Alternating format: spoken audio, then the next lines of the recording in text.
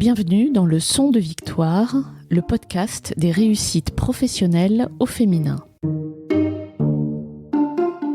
Le Son de Victoire propose des témoignages de femmes que nous considérons être des rôles modèles pour leur trajectoire professionnelle. Ces femmes nous semblent à la fois inspirantes et accessibles. Dans certains épisodes, ce sont des spécialistes du travail au féminin ou de la mixité en entreprise, ou bien des individus engagés sur le sujet des femmes au travail qui viennent partager leur point de vue ou le fruit de leurs travaux. Nous sommes convaincus que vous trouverez dans tous ces partages des clés pour développer votre propre parcours professionnel, que vous soyez un homme ou une femme. Je suis Amélie Dague et avec ma complice Perrine Corvézier, que vous pouvez entendre sur d'autres épisodes, nous avons fondé Human Learning Expedition, ou HLX, le cabinet de conseil et de coaching qui accompagne les réussites professionnelles individuelles et collectives en cultivant les comportements qui mènent au succès. Le Son de Victoire, c'est aussi le nom des modules d'auto-coaching en format audio que nous produisons pour permettre aux femmes de lever un à un les obstacles qu'elles peuvent rencontrer sur leur parcours professionnel en entreprise. Rendez-vous sur le site leçondevictoire.com pour en savoir plus. Si vous aimez ce podcast, parlez-en autour de vous, commentez et notez cet épisode avec les fameuses 5 étoiles. Cela permettra de le faire connaître et d'inspirer encore plus de femmes et d'hommes en leur soumettant des comportements et des points de vue inspirants. Place maintenant à l'invité de cet épisode. Je crois que ce qui fait vraiment la force de ces réseaux-là, c'est d'être un lieu d'écoute bienveillante, un lieu où on peut amener des choses dont on discute pas sinon dans le monde professionnel, amener des choses en sachant que ça va pas être interprété. En anglais on dit le safe place, c'est vraiment le lieu sûr où on va pouvoir parler de certains sujets. On voit qu'il y a des cultures où c'est particulièrement important d'avoir ces moments entre femmes où une confiance se crée, une énergie se déploie aussi, se sachant entre personnes qui se comprennent et qui s'épaulent. Nathalie Brunel est en charge du projet de construction d'un centre d'innovation et de recherche pour le groupe Total. Elle est aussi impliquée depuis longtemps dans Twice, le réseau féminin de Total qu'elle préside depuis bientôt 2 ans. Issue d'une promotion de l'école polytechnique qui ne comptait que 8% de femmes, évoluant dans une industrie où les femmes restent peu nombreuses et ayant occupé dès son début de carrière des postes auparavant tenus par des hommes, Nathalie avoue pourtant n'avoir pas réalisé qu'elle évoluait dans un métier d'homme pendant assez longtemps. D'ailleurs, elle nous met en garde. Agiter le chiffon rouge auprès des jeunes femmes serait contre-productif. Du réseau Twice, elle en vante surtout les qualités de lieux bienveillants où le droit à l'erreur est reconnu, dont la présence internationale est un fort atout et où les femmes, comme les hommes qui y sont désormais largement invités, peuvent aborder des sujets difficiles à traiter dans la sphère professionnelle classique, comme l'accueil des émotions au travail. Je vous souhaite une belle rencontre avec Nathalie Brunel, à laquelle j'ai d'abord demandé de me décrire son rôle actuel. Je suis en charge d'un projet qui consiste à créer un centre d'innovation et de recherche sur les énergies décarbonées pour le groupe Total sur le plateau de Saclay. Nous avons conduit toutes les études avec nos architectes et nous avons aujourd'hui un projet papier, il nous reste à le construire. Alors, en ce qui concerne le bâtiment, mais ce qui est également intéressant dans un projet comme ça, c'est que ça permet de mener des recherches dans des domaines qui sont nouveaux pour notre groupe qui est en transformation. Et donc, en parallèle de tout le travail sur la définition du lieu, il y a également tout un volet sur la rencontre de l'écosystème Paris-Saclay pour pouvoir mener une innovation plus ouverte avec à la fois des académiques et des acteurs privés, ce qui permettra effectivement d'avoir une innovation qui aura plus d'impact. Est-ce que vous pouvez me raconter votre parcours professionnel en quelques mots avant d'occuper le poste que vous avez aujourd'hui ? Oui, alors j'ai un parcours qui a commencé il y a 25 ans. J'ai commencé comme ingénieur en support à la production, comme souvent on commence quand on est jeune ingénieur. Et je savais en entrant dans l'entreprise que je voulais aller dans des postes opérationnels. Et j'ai eu la chance d'avoir la responsabilité d'une unité de production avant l'âge de 30 ans sur une usine de pétrochimie près du Havre. Donc ça, c'était mon début professionnel. Ensuite, mon parcours m'a amené à changer de lieu. Il y a eu des fusions entre Total, Fina et Elf, donc je suis allée en Belgique. J'ai pu avoir des fonctions assez variées, des fonctions de siège, travailler sur ce qu'on appelle le business développement ou la stratégie, le plan long terme, des fonctions opérationnelles de type commercial pour vendre nos produits à d'autres industriels qui les transforment. Et puis des fonctions de production, de nouveau ensuite sur un autre site dans le port d'Anvers. Donc cette fois-là en néerlandais. Donc c'est un parcours dans une filière industrielle, mais assez variée en termes de métiers. Et puis en 2012, je suis rentrée au comité directeur de la branche raffinage chimie du groupe qui se créait à ce moment-là, où j'ai pris en charge d'abord les sujets de stratégie, de business développement et de recherche, et puis ensuite encore le secrétariat général de cette branche. Voilà, donc jusqu'il y a 2 ans. Et puis il y a 2 ans, donc Patrick Pouyanné, notre PDG, m'a demandé de prendre en charge ce projet qui lui tenait à cœur. Aujourd'hui, quand on fait un tour des participants d'une réunion, par exemple, dans un contexte professionnel, et que vous devez vous présenter, qu'est-ce que vous dites? Comment vous présentez-vous professionnellement? Je pense que assez vite, je dis que je suis ingénieur, que j'ai eu des responsabilités opérationnelles effectivement dans l'industrie. J'en suis assez fière. Et puis que je suis en charge d'un projet important pour le groupe. Et puis, suivant le contexte, je peux ajouter que je suis également présidente du réseau de femmes de Total. Alors justement, vous êtes présidente du réseau Twice. Voilà, parce qu'en même temps que cette responsabilité de directrice de projet, j'ai aussi pris la présidence du réseau de femmes du groupe. C'est un réseau assez ancien puisque il date de 2006. C'est un réseau international qui se développe dans les pays où le groupe est implanté. Et donc pendant mes années en Belgique, en fait, j'avais démarré le réseau local de ce pays-là. Et j'avais pris beaucoup de plaisir à effectivement animer ce réseau, à proposer des événements pendant mes années là-bas. Et quand la présidente précédente a cherché quelqu'un pour lui succéder, elle m'a proposé. Et donc c'est avec beaucoup de plaisir que j'ai pris cette relève à la tête de ce très beau réseau. Qu'est-ce qui vous a amené à vous engager sur ce sujet? Est-ce qu'il y a eu un événement déclencheur? Oui, alors en fait, comme presque tout le monde, je m'intéressais pas vraiment à ce sujet ou au réseau de femmes pendant mes premières années de carrière. Je dirais que à un moment, je cherchais un peu par hasard en Belgique un réseau pour rencontrer d'autres personnes dans la sphère professionnelle, mais pas forcément directement connectées à mon entreprise. Et c'est comme ça, pour la première fois, que je suis allée dans un réseau de femmes. Et en fait, ça m'a beaucoup amusée parce que c'est à ce moment-là que je me suis rendu compte que j'étais dans un monde assez masculin et que je m'en étais pas forcément rendu compte. Et je voyais les conversations aller sur d'autres sujets avec pas mal de légèreté, de bienveillance et aussi assez spontanément de support mutuel, d'échange. Et en fait, j'ai trouvé ça intéressant de se rendre compte qu'il y avait une autre façon d'autres angles pour parler effectivement de sa vie professionnelle. Et donc ça, c'était mon premier contact avec un réseau de femmes en fait en dehors de l'entreprise.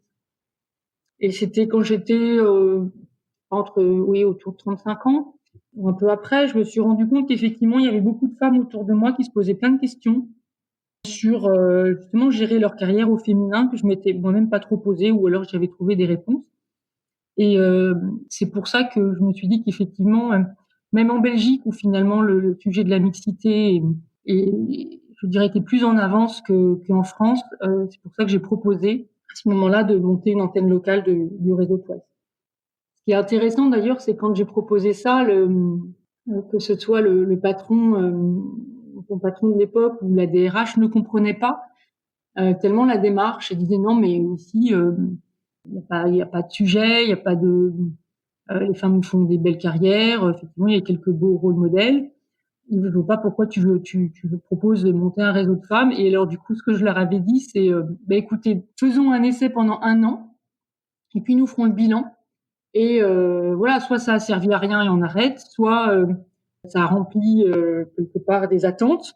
Et dans ce cas-là, on continuera. Et le réseau fonctionne toujours. Donc, ça a dû répondre à des attentes. Voilà, et je crois que c'est ça qui est intéressant aussi souvent dans les réseaux de femmes, réseaux mixité, enfin voilà, dans les réseaux qui sont plus informels que l'organisation établie, c'est qu'on peut essayer des choses. Et on dit souvent qu'il faut du droit à l'erreur. Clairement, ce sont des lieux où on peut prendre des initiatives, mener des expériences qui auront au départ peut-être moins d'enjeux que dans le reste de la vie professionnelle. On s'essaye, et puis voilà, si ça marche, après les gens en parlent et ça se poursuit. Et je crois que ça aide aussi certaines femmes qui parfois n'osent pas à prendre de l'assurance et à se dire qu'elles commencent à s'affirmer dans un cadre bienveillant où il y a un filet, il y a un droit à ce que ça marche pas. Et j'ai vu comme ça des femmes effectivement se faire remarquer au sens positif du terme grâce à des choses qu'elles avaient montées dans des réseaux. C'est drôle ce que vous dites sur le fait de quelque part de ne pas vous être rendu compte que vous évoluiez dans un milieu d'hommes, ou en tout cas de ne pas avoir été confronté à des difficultés, ce qui est super d'entendre. Vous avez fait Polytechnique, je crois aussi, c'est ça ? Oui, voilà, donc effectivement, moi j'ai toujours été bonne en maths, donc j'ai fait une prépa, et puis voilà, j'aimais les sciences, donc ça s'est bien passé. Ma prépa, j'ai commencé dernière de ma classe en sup, et puis j'ai fini effectivement en intégrant Polytechnique. Donc je m'étais pas vraiment posé de questions, c'est un peu cliché ce que je dis, mais c'est vrai. Et en fait, j'ai fait Polytechnique, on était 8% de filles dans la promotion à ce moment-là. Et puis après, je savais que je voulais faire un métier assez concret, donc pour ça que j'ai fait une formation complémentaire qui m'a conduit vers l'industrie pétrochimique à ce moment-là, où il y avait un petit peu plus de femmes parce qu'il y a des recrutements dans les écoles de chimie et on sait que ce sont les écoles d'ingénieurs dans lesquelles il y a plus de femmes. Enfin, ça reste dans les métiers qui tournent autour de la production, ça reste des faibles pourcentages. Et en fait, comme j'ai toujours évolué dans ces milieux-là, pour moi, c'était juste un comportement qui était lié au métier, qui était lié à l'industrie. Enfin, puis voilà, c'était comme ça. Quand on démarre dans la vie active, je crois qu'on ne se pose pas toutes ces questions. Et heureusement, d'ailleurs. Heureusement, je dirais, on avance, on progresse en fonction de ce qu'on fait bien, des encouragements qu'on reçoit, des envies qu'on a. Et voilà, c'est aussi une leçon. Il faut surtout pas agiter des chiffons rouges auprès des jeunes femmes parce que elles n'en ont pas besoin. Elles ont envie d'avancer quand elles arrivent dans la vie active. Et donc effectivement, je m'étais pas rendu compte que j'évoluais dans un métier d'homme pendant assez longtemps. Et j'ai pas eu de remarques non plus parce que j'étais une femme pendant assez longtemps. Et puis c'est après effectivement que on se rend compte de choses qui sont liées pas forcément d'ailleurs qu'au genre, mais le monde de l'industrie effectivement a un certain style. Est-ce que c'est un style masculin, est-ce que c'est un style industriel? C'est forcément un mélange des deux. Et moi-même, c'est seulement plus tard que j'ai eu peut-être des remarques sur le fait que j'ai eu la carrière que j'ai eue parce que j'étais une femme ou que j'étais comme ci, comme ça, peut-être parce que j'étais une femme. C'est venu après, ou alors j'ai été attentive après. Vous parlez de réflexion que vous avez eue sur le fait que vous avez eu la carrière que vous avez eue parce que vous êtes une femme. Comment avez-vous réagi quand vous avez entendu ça la première fois? En fait, ce qui m'a, je crois, bien aidée pendant ma carrière, c'est que pendant la décennie 30-40 ans, en fait, j'étais en Belgique. Et alors, on pourrait dire, la Belgique, c'est juste au nord de la France, on parle français. Mais en fait, le fait d'être en Belgique, j'étais quand même étrangère. Et voilà, je suis arrivée là après des fusions d'entreprises. Donc finalement, je me retrouvais avec des collègues qui venaient d'une autre entreprise. Et du coup, je connaissais moins leurs codes, leurs habitudes, leur façon de travailler. Ça m'a donné finalement assez grande liberté d'être dans un autre pays pendant ces années-là, parce que je me rendais bien compte qu'il y avait une singularité, mais j'attribuais cette singularité finalement à mon origine, soit nationale, soit professionnelle, plus qu'à mon genre. D'autant plus dans un pays où je pense qu'ils se regardent beaucoup plus d'autres aspects. Il y a les francophones, les néerlandophones, il y a les ingénieurs civils, les ingénieurs commerciaux. Il y a plein de trucs qui les différencient avant le genre, en fait. Et du coup, c'était sans doute plus simple pour moi. Et donc, pendant ces années-là, j'étais effectivement la française qui avait la tête qui tournait vite et qui s'adaptait aussi à l'environnement dans lequel elle était. J'ai appris le néerlandais donc pour aller travailler sur un site dans le port d'Anvers. Donc je me suis vraiment très très bien intégrée et j'ai eu la chance pendant ces années-là, c'est vrai, d'avoir une carrière assez rapide. Que voilà, ça se passait bien. Et puis quand on m'a proposé de rentrer dans un comité directeur de branche, bah, sans doute le fait effectivement d'être une femme a dû faisait partie effectivement des raisons pour lesquelles on m'a proposé le poste assez jeune. Alors, parlez-moi de Twice. Quelle est l'ambition de ce réseau au sein de Total? Alors vraiment, ce réseau, bon, il vise à faire progresser la mixité dans l'entreprise. Et pour ça, on travaille sur deux aspects. Le premier, c'est vraiment d'accompagner les femmes dans leur carrière quelle qu'elle soit, hein, c'est-à-dire que les femmes n'ont pas toutes les mêmes envies, mais que ce soit de progresser dans la hiérarchie, de progresser dans leur métier, de progresser dans leur façon de fonctionner. Donc accompagner les carrières des femmes à différents moments de la vie des femmes. Et puis deuxième aspect qui est de travailler aussi sur la culture de l'entreprise et aider les managers dans leur ensemble et les équipes à avoir une culture plus inclusive également. C'est un réseau qui, à l'origine, était un réseau de femmes qui s'est progressivement ouvert aux hommes, au moins dans les comités de pilotage des différents réseaux locaux. Donc, on propose aux hommes de participer à ces comités de pilotage et on invite les hommes à participer à certains événements. Je crois que c'est une tendance qui est importante aujourd'hui. Si on veut adopter ce qu'on appelle un bilinguisme, hein, une compréhension mutuelle et si on veut qu'effectivement l'entreprise change, eh bien, je suis convaincue que c'est femmes et hommes que nous y arriverons. Donc ça, c'est un défi pour le réseau parce que il faut à la fois trouver effectivement des événements ou des initiatives qui intéressent tout le monde. Et puis, il faut, à côté de ça, conserver des moments où les femmes se retrouvent entre elles sur des sujets qu'elles n'aborderaient pas dans d'autres contextes. Je crois que ce qui fait vraiment la force de ces réseaux-là, c'est d'être un lieu d'écoute bienveillante, un lieu où on peut amener des choses dont on ne discute pas sinon dans le monde professionnel, amener des choses en sachant que ça va pas être interprété. En anglais, on dit le safe place. Enfin, c'est vraiment le lieu sûr où on va pouvoir parler de certains sujets. On voit qu'il y a des cultures où c'est particulièrement important d'avoir ces moments entre femmes où une confiance se crée, une énergie se déploie aussi, en se sachant entre personnes qui se comprennent et qui s'épaulent. On le voit très bien, notamment dans nos pays africains. C'est assez intéressant, l'énergie qui se dégage des événements qu'elles font entre femmes. Oui, parce qu'en plus, vous avez l'avantage avec ce réseau de mélanger quelque part la problématique des genres et la problématique multiculturelle, quoi. C'est-à-dire que j'imagine que les initiatives qui sont menées en Afrique sont peut-être différentes de celles qui sont menées en Europe. Voilà, on est un réseau, on a la chance d'avoir 50 réseaux locaux. On en a une petite dizaine en France, dans différentes régions.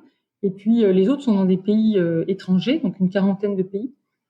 Et on laisse toute l'initiative aux réseaux locaux, c'est-à-dire que sont eux qui décident quels événements ils veulent mener dans leur pays, en fonction à la fois de la taille du pays, du nombre de femmes, des caractéristiques des métiers de l'endroit, des envies des femmes qui ont pris le réseau en main, des moyens, du temps qu'elles ont à y consacrer. Et donc oui, c'est très intéressant parce que ça donne une très belle variété d'initiatives. Et ce qui a été intéressant pendant cette année 2020, c'est que confinement oblige, beaucoup d'événements ont été digitalisés et du coup, pour la première fois, on a pu s'inviter mutuellement sans sujet de distance. Moi, j'ai pu, par exemple, intervenir dans 2 événements, l'un au Danemark et puis l'autre à Singapour. Et puis, les femmes ont pu participer à des événements qui étaient d'autres réseaux. Et donc, ça leur a donné plein d'idées. Ça a vraiment donné une force à ce réseau Twice. Au-delà du fait que, en plus, pendant le confinement, je pense que les femmes avaient vraiment besoin de se sentir soutenues, d'échanger entre femmes qui vivaient les mêmes choses. Et donc, au-delà de la forme, je pense que sur le fond, voilà, la force de la solidarité qu'il peut y avoir dans un réseau comme le nôtre a été particulièrement utile.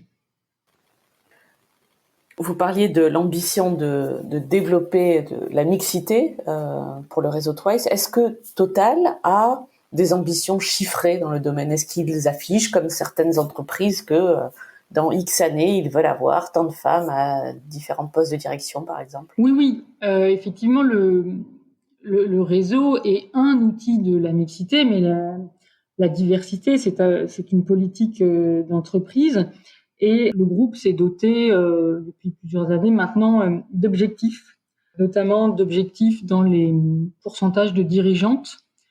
Je sais que quand le réseau a été créé en 2006, il devait y avoir 6% de dirigeantes dans le groupe. Et en 2020, l'objectif était de 25% et on va le réaliser. En sachant qu'on est à peu près 30% de femmes parmi les cadres. Maintenant, l'objectif 2020 va être réalisé, mais le groupe continue à regarder comment continuer à faire progresser cette diversité des femmes à tous les niveaux de l'entreprise. Parce que ce dont on se rend compte, c'est qu'il y a vraiment alors j'aime pas dire un plafond de verre, mais il y a vraiment un pincement quand on est dans les postes de manager intermédiaire. Les postes que on atteint quand on a 35-40 ans, en général, sont des postes où on a, par exemple, 2 niveaux de délégation. Donc, pas juste son équipe, mais déjà un niveau en dessous, donc gros département, première responsabilité de compte de résultat parfois. On se rend compte que, clairement, sur ces postes-là, on a vraiment un pourcentage de femmes assez bas. Voilà, je crois qu'on est en dessous de 20%. Parce que les femmes soit mettent plus longtemps à atteindre ces niveaux-là, soit les atteignent moins. Et le groupe veut vraiment travailler là-dessus. Ensuite, une fois que ces niveaux sont passés, en fait, les femmes qui se sont épanouies dans ces postes-là, après, elles poursuivent de belles carrières. Mais il y a vraiment une attention particulière à avoir sur ce niveau, et on le voit dans tous les métiers de l'entreprise. Et vous arrivez à l'expliquer? Est-ce que c'est corrélé avec la maternité, par exemple, ou ce sont d'autres raisons? On est en train de regarder de plus près. Je crois que c'est vraiment multifacteur. Bon, certes, ce sont des postes qu'on prend dans des années où on pourrait avoir envie de dire qu'on est moins disponible.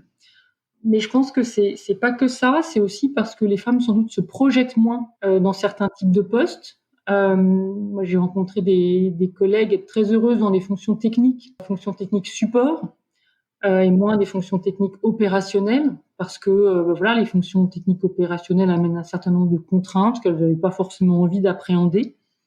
Et du coup, elles ont beau être dans des fonctions techniques, on pense moins à elles, du coup, pour aller prendre ces postes à responsabilité. Donc, je crois qu'il y a un sujet aussi de choix des fonctions dans lesquelles les femmes se développent, et que si on se met sur une fonction plus support, c'est plus difficile ensuite de continuer à progresser dans l'entreprise. Enfin, il faut y veiller, ou alors il faut bien alterner ces 2 types de fonctions. Moi, j'ai eu la chance de vraiment pouvoir alterner de type de fonction dans ma carrière, et je crois que c'est quelque chose auquel les femmes doivent être vigilantes, de pas être toujours celles qui aident à ce que ça se passe bien, mais celles aussi parfois qui font et qui se font aider, pour dire les choses comme ça. Donc je pense que le choix des fonctions que vont prendre les femmes peut vraiment jouer. Et puis après, il y a aussi les managers qui n'imaginent pas toujours telle femme bien compétente prendre tel poste, parce qu'elle va dire qu'elle aime bien ce qu'elle fait et qu'on va pas la muter trop vite,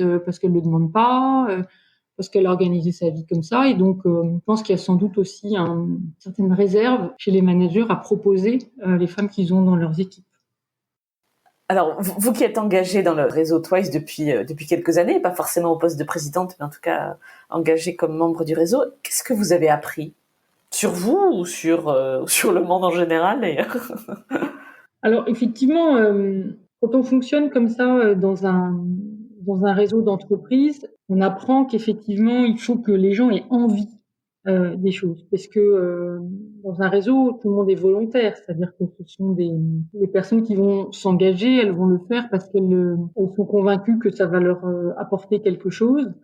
Et donc, c'est intéressant par rapport à des organisations qui sont parfois assez hiérarchiques, avec un certain style de management, c'est que là, on est en décalage et on va vraiment comprendre assez vite que les gens viennent chercher et ils ne vont revenir que s'ils le trouvent.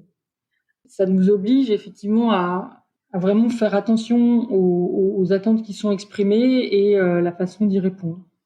Ce qu'on apprend aussi dans un réseau comme ça, c'est que les choses prennent du temps pour que quand il y a des initiatives qui sont appréciées, eh bien qu'elles se fassent connaître et que d'autres y contribuent, et du temps pour changer les choses. Donc c'est sûr que si on veut progresser dans la mixité en entreprise, il faut pas seulement un réseau, parce que là ce serait beaucoup trop lent.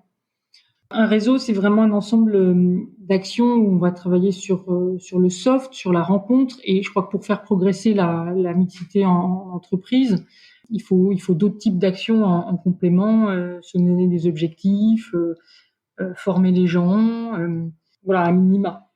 Et on voit que effectivement dans un réseau, les choses prennent du temps. On a des actions qui fonctionnent depuis pas mal d'années. Le mentoring, par exemple, nous l'avons démarré il y a une dizaine d'années.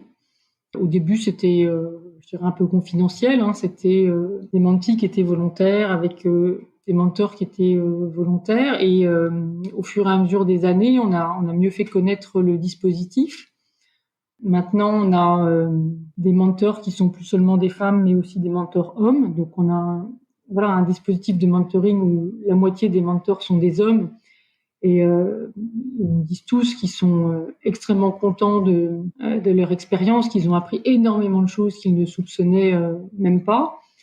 Et puis, on a encore continué à progresser avec aujourd'hui des binômes aussi avec l'international. Voilà, parce qu'on est un petit peu débridé aussi par rapport aux outils digitaux. Et donc, cette année, on a une campagne de mentoring avec presque 350 binômes, des femmes de plusieurs pays et puis des hommes et des femmes pas forcément du même pays d'ailleurs, qui permet à certaines aussi de comprendre ce que c'est que travailler dans un groupe international et peuvent discuter aussi de l'intérêt d'aller à l'étranger. Donc, on ouvre vraiment les choses et on arrive à ce niveau du dispositif parce qu'il s'est construit pas à pas avec le temps, il a fait ses preuves et on est vraiment sur du solide maintenant et on a fait des sessions de formation pour démarrer cette campagne d'une extrêmement grande qualité. Et quelle est votre ambition à vous pour le réseau Twice en particulier et même pour la mixité en général au sein de Total? En gros, Twice aura atteint son but s'il se passe quoi? Ouais, alors il y a quelques années, en fait, j'aurais dit le réseau aura atteint son objectif quand il n'y en aura plus besoin. On en rêve tous, mais en fait, je dis plus ça maintenant parce que je pense qu'effectivement, dans des entreprises où il y a forcément un niveau d'exigence important, il y a une vie professionnelle, ce n'est pas linéaire. Il y a des choses qui se passent pour chacun, c'est plus ou moins fluide. Il y a des questions qui se posent, et donc je crois que il y aura toujours besoin de lieux comme ça pour pouvoir échanger, pouvoir s'inspirer des bonnes pratiques des autres, pouvoir rencontrer des entre guillemets rôles modèles ou au moins des personnes qui vous décentrent, qui permettent de voir les choses autrement. Donc je pense que des endroits comme ça, il y en aura toujours besoin. Et alors, en fait, finalement, mon ambition pour toi, c'est que ce soit jamais mal vu de participer à un réseau comme ça. Et effectivement, ce sera quand toute l'entreprise aura compris le bénéfice de ces lieux-là. Alors, j'aimerais bien qu'on revienne sur le parcours de la Française qui a la tête qui tourne vite. J'aime bien l'expression. J'aimerais que vous me racontiez, si vous le voulez bien, la réussite professionnelle dont vous êtes la plus fière. Et par réussite, vraiment, je suis très très large, c'est-à-dire que vous pouvez me parler d'une réussite visible, d'avoir décroché un job auquel vous teniez, ou d'avoir fait une réalisation particulièrement marquante, ou quelque chose de plus intime dont vous-même vous êtes convaincu que c'était une réussite, mais qui n'était pas forcément visible par les autres.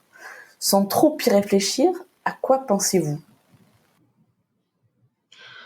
Moi, je dirais, ce qui a été sans doute un énorme challenge et que j'ai réussi à tenir, c'est d'aller prendre un poste directrice des opérations sur un site industriel dans le port d'Anvers, en néerlandais, sur un procédé sur lequel j'avais encore pas directement travaillé, et en encadrant 200 personnes, la plupart en 3-8.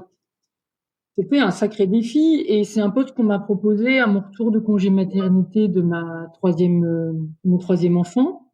C'est vrai, quand on me l'a proposé, je me suis dit waouh, mais voilà, c'était évident, j'allais y aller. J'ai bachoté le néerlandais, j'ai fait des quarts du matin pour rencontrer les gens et parler un peu mieux avec eux dans leur langue. Et voilà. Donc ça, oui, je pense que j'en suis assez fière parce qu'il y avait beaucoup de changements d'un coup et je pense que voilà, ça m'a vraiment montré ce dont j'étais capable de faire et montrer aux autres aussi, c'est important. Et comment avez-vous fait pour réussir dans ce contexte-là ? Sur quoi vous êtes-vous appuyé en vous pour réussir ? Je pense une assez grande capacité de travail et de me dire que finalement tout ce qui était nouveau, enfin, beaucoup de choses nouvelles s'apprenaient. Une langue, ça s'apprend. Un procédé, ça s'apprend. Et puis aussi de l'écoute auprès des gens qui savaient mieux que moi. C'est-à-dire que il était évident pour moi que lors de ma prise de poste, je passerais du temps avec les équipes sur le terrain pour voilà, à la fois les connaître eux, connaître leur métier, et puis aussi me mettre tout de suite dans une posture où de toute façon, c'était en les écoutant que je serais en mesure d'avoir les éléments pour tenir mon poste. Et donc voilà, quand on est en position de management comme ça, on vient pour piloter les choses, éventuellement pour insuffler du changement. Et donc là, pour insuffler du changement, on s'inspire de ce qu'on a vu avant ou de ce finalement de son ouverture que l'on a et que les gens sur place n'ont peut-être pas eu. Et donc c'est pour ça qu'on vient. Après, faut s'appuyer énormément sur les gens en place. Donc je pense qu'aussi être comme ça dans un poste où on est un peu parachuté à un moment, c'est qu'on s'appuie forcément sur les équipes en place et ça donne énormément de levier. Donc voilà, je dirais la recette que j'ai appliquée et que j'ai apprise aussi et qui m'a servi pour la suite, puisque après assez régulièrement j'ai eu d'autres responsabilités où j'ai effectivement j'ai pas mal changé. Et dans la réussite que vous venez de citer, est-ce que le fait d'être une femme a été déterminant ou est-ce que ça a été un handicap ou est-ce que c'était neutre ? Non, je crois qu'en l'occurrence, sur cette expérience-là, c'était assez neutre.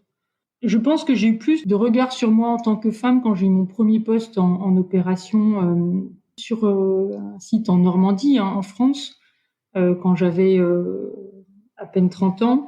Parce que voilà, j'étais la première femme responsable d'une unité sur ce site, et puis en plus je suis tombée enceinte.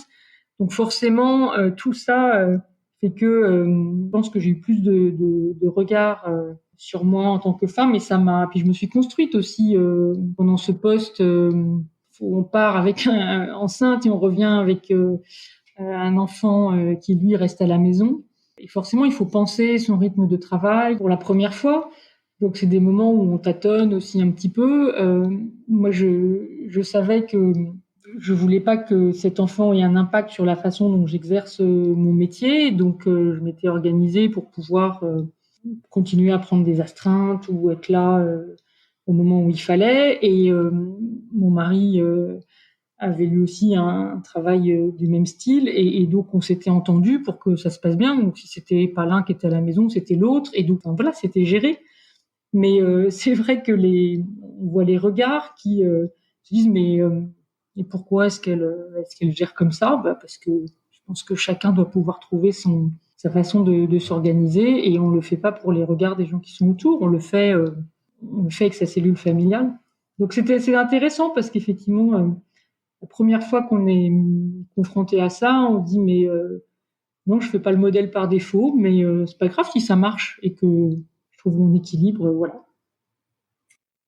Est-ce que vous avez rencontré des difficultés particulières, au-delà de celles que vous venez de citer, dans votre vie professionnelle parce que vous êtes une femme, justement? Peut-être plus dans les dernières années, je dirais que alors j'ai eu la chance la première fois que j'ai été nommée dans le comité directeur, nous étions 2 femmes et je connaissais bien l'autre puisqu'elle avait été mon manager pendant quelques années, on s'était bien entendus. Mais ensuite, elle a changé de poste et moi je suis restée seule femme dans ce comité directeur et c'est vrai que quand on est la seule femme, c'est pas pareil. Soit on vous dit que vous parlez trop, soit vous amenez pas les choses de la bonne façon. Et ensuite, il y a une deuxième collègue qui m'a rejoint dans ce comité directeur et j'avoue que ça allait mieux. C'est intéressant. Oui, je pense que être une femme qui est forcément difficile, c'est être la seule femme. On se rend compte que on n'est pas exactement dans la même dynamique que les autres et que même s'ils s'en rendent pas forcément compte. Oui, c'est sans doute dans ces fonctions-là que on commence entre guillemets à être rare et regarder que j'ai le plus ressenti ce que ça voulait dire être une femme en milieu professionnel. Autre chose, c'est des niveaux où les feedbacks sont pas forcément les mêmes. C'est vrai qu'en tant que femme, moi j'ai toujours eu besoin de pas mal de feedback pour ajuster, et là je sais pas si les gens n'ose pas vous dire les choses de la même façon qu'il le dirait un homme ou autre, mais j'ai eu l'impression que les feedbacks étaient un peu bizarres ou difficiles à interpréter. C'est-à-dire que tout le monde imagine que parce que vous êtes une femme, vous êtes une main de fer dans un gant de velours, mais en fait vous l'êtes pas forcément. Et donc on va vous dire vous êtes trop dur parce que ils considèrent que vous devriez mettre plus de velours, ou alors ils vont dire tu n'es pas assez ferme. Bon, voilà, quand vous prenez les deux remarques à la suite, c'est pas toujours facile à interpréter parce que il y a peut-être un écart entre ce que qu'on imagine devoir faire et puis finalement la façon dont les autres sont prêts à vous voir.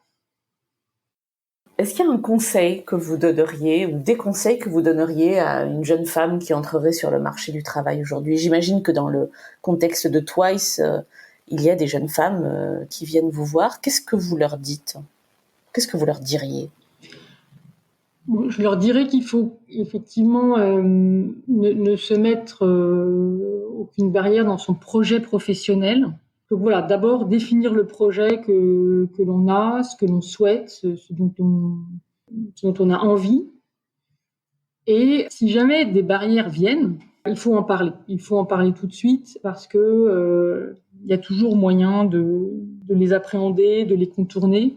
On a fait beaucoup de progrès aussi sur les sujets de mobilité. Comment est-ce qu'on aide une femme à avoir une mobilité professionnelle, soit changer de métier, changer de lieu, pour qu'elle ait une carrière intéressante.